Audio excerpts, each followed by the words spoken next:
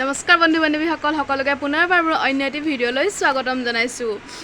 আজি আমাৰ বাপতিসাহোন ৰঙালী বিহুৰ সকলোকে বহুত বহুত শুভেচ্ছা জনালোঁ। সকলোৰে দিনবোৰ গোটেই বছৰটো যেন ৰঙালী ৰঙেৰে উপচি পৰক তাৰে কামনা কৰিলোঁ। আজি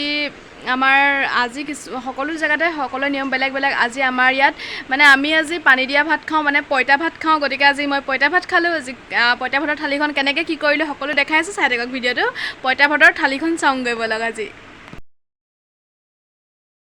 বৰ বিশেষ একো নাই, পুৰা বেঙেনা এটা লৈ লৈছোঁ, তাৰপিছত এটা বইল কণী, যিহেতু আজি গৰু বিহুৰ দিনা বইল কণী খাব লাগে, গতিকে বইল কণী আৰু শলাদ ভৰাই কেইটামান কণ বিলাহী পুৰি লৈছোঁ আৰু অকণমান নিমখ আৰু পিঁয়াজ আৰু জলকীয়া দুটা আৰু মোৰ পঁইতা ভাতৰ জুতিখন আজি এনেকৈয়ে ল'লোঁ। কিমান যে সোৱাদ লাগিলে নহয় খাই, সঁচাকৈ আপোনালোকেও এবাৰ খাই চাবচোন দেই। আমাৰ দৰে পঁইতা ভাত কেনেকুৱা পালে জনাব। আৰু আজিলৈ ভিডিঅ'টো মোৰ ইমানতে সামৰিছোঁ। তেন্তে আজিলৈ আহোঁ। ভিডিঅ'টো চোৱাৰ বাবে বহুত বহুত ধন্যবাদ। Bye bye, love you all.